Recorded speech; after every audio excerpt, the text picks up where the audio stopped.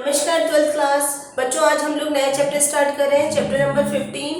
Chapter का नाम है वृद्धावस्था में पोषण या nutrition during in old age.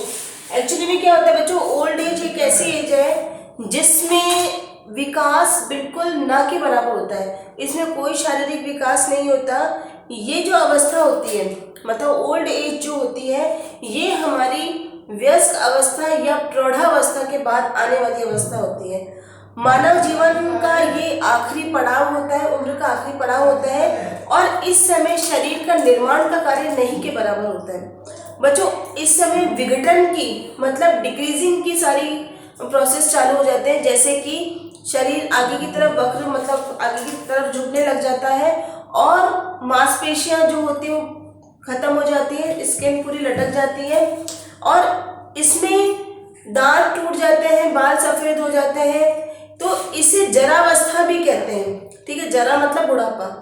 तो ये जो एज होती है ये 60 साल के बाद स्टार्ट हो जाती है।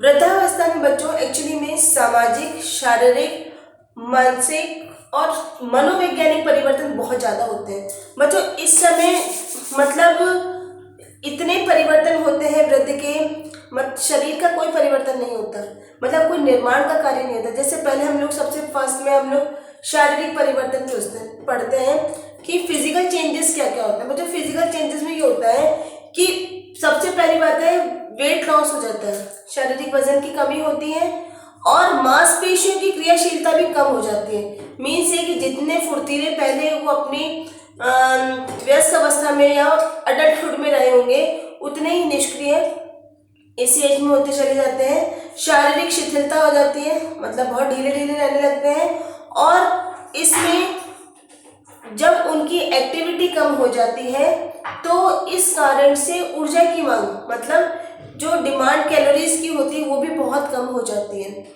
इस समय कोई नया निर्माण का कार्य नहीं होता है, और हार्मोन्स का सिक्रेशंस होते रहते हैं, वो भी कई बार इम्बैलेंस हो जाते हैं। हार्मोन के असंतुलन के कारण उनके अंदर और भी ज़्यादा प्रॉब्लम्स आने लगती हैं।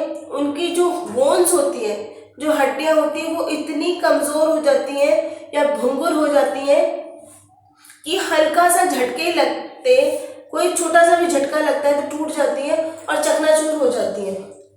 ठीक है, उसको जुड़ने में बहुत टाइम लगता है बच्चों। इसको जो हड्डियां कमज़ोर हो जाती हैं और हल्की सी चोट पे भी टूट जाती है, इसको हम लोग कहते हैं ओस्टियोपोरोसिस। ओस्टियोपोरोसिस जो होता है ये ओल्ड एज का प्रॉब्लम है। इसमें हड्डियां बहुत ज़्यादा कमज़ोर हो जाती हैं, और पीठ जो होती है वो आगे की तरफ झुक जाती है, वक्र हो जाती है, और इसमें मसूड़े जो होते हैं, मतलब हमारे जो दांतों के जो मसूड़े होते हैं वो बहुत ज़्यादा कमज़ोर हो जाते हैं, जिसके कारण दांत निकल जाते हैं और पोपला हो जाता है इंसान। मतलब मुंह में दांत नहीं होते तो खाना कैसे खाएगा। तो काफ़ी सारी प्रॉब्लम आने लगती है, और इनके जो जितने भी जॉइंट्स होते हैं, ओल्ड एज में जितने भी जॉइंट्स होते हैं उसमें कोलेजन नामक एक टिश्यू होता है, ऊतक होता है, वो जमने लग जाता है, जिसके कारण बॉडी पेन होने लग जाता है, और जोड़ों में कठोरता आ जाती है, बहुत टाइट हो जाते हैं। और इस बच्चों मांसपेशियों का लॉस हो रहा है, मांसपेशियां खत्म हो रही है, इसके कारण जो स्किन है वो नीचे लटक जाती है। मांसपेशी लटक जाने के कारण नाखून सफ़ेद और मोटे और भंगुर हो जाते हैं, मतलब बड़े नेल कटर से नहीं कटते हैं, बड़ी मुश्किल से कटते हैं, बहुत मोटे मोटे हो जाते हैं, और ऊंचा सुनना, याददाश्त कमज़ोर होना, और मतलब टेस्टलेस हो जाते हैं। वो उनकी जो जीभ होती है उन पे जो हमारे स्वाद कलिकाएं होती हैं वो नहीं, मतलब उनका काम करना बंद हो जाता है। साथ ही साथ में बच्चों इसमें दिखना भी बहुत कम हो जाता है। तो ये सारी प्रॉब्लम, शारीरिक शिथिलता इसमें आने लगती है, जो परिवर्तन होते हैं। सेकंड है बच्चों इसमें सामाजिक परिवर्तन।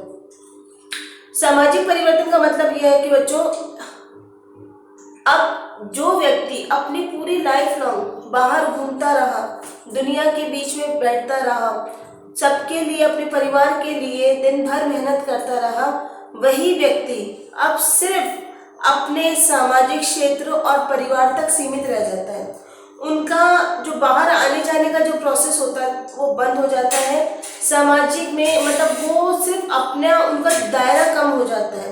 तो सामाजिक परिवर्तन भी बहुत ज़्यादा अपना अहम भूमिका निभाते हैं। फिर नेक्स्ट है बच्चों मनोवैज्ञानिक परिवर्तन। मनोवैज्ञानिक परिवर्तन का मीन्स ये होता है कि जैसे जैसे एज बढ़ती जाती है वैसे वैसे शरीर जो है वो काम करना कम कर देता है, शरीर में कष्ट बढ़ जाते हैं। दूसरा, इस समय इनकम सोर्सेज बहुत कम हो जाते हैं, पेंशन मिलती कईयों को तो और कईयों को पेंशन भी नहीं मिलती। तो शारीरिक कष्ट तो है ही, ऊपर से आर्थिक तंगी आ जाती है। आर्थिक तंगी के कारण वृद्धावस्था में मानसिक परेशानियां बढ़ जाती है, छोटी छोटी बातें चुभने लगती है, क्योंकि जो व्यक्ति अपनी लाइफ में किसी के सामने नहीं झुका, किसी भी तरह से उसने किसी चीज़ की डिमांड नहीं करी, अब वो छोटी छोटी ज़रूरतों के लिए अपने छोटों पे डिपेंडेंट रहते हैं, तो वो जो होता है उनका ईगो हर्ट होता है। ठीक है। दूसरा, अगर कोई उनकी बात नहीं मानता तो भी उनको बहुत दुख होता है। तो उसमें मानसिक परेशानियां आने के कारण उनका स्वभाव जो होता है वो चिड़चिड़ा हो जाता है। दूसरा, वो अपने आप को अकेला और दुखी महसूस करते हैं। मनोवैज्ञानिक प्रॉब्लम के कारण उनके जीवन में नीरसता आ जाती है, मतलब उनको कोई एंजॉयमेंट अच्छा नहीं लगता और वो अपनी चिंताओं को कम करने के लिए शारीरिक श्रम और मनोरंजन, मतलब उनको अपनी ये सब प्रॉब्लम से उनको दिमाग हटाने के लिए उन्हें ऐसा काम करना चाहिए ताकि वो बिजी रहे।